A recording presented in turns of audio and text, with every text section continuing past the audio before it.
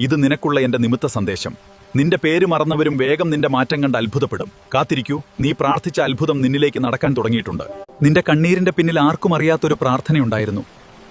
ആ പ്രാർത്ഥന ഇന്ന് ഞാൻ കേട്ടിരിക്കുന്നു. നിന്റെ വിശ്വാസവും ക്ഷമയും ഞാൻ തിരിച്ചറിയുന്നു. താമസിച്ച ഭാഗ്യം തിരികെ എത്തും. തകർന്ന മനസ്സ് വീണ്ടും പുഞ്ചിരിക്കും.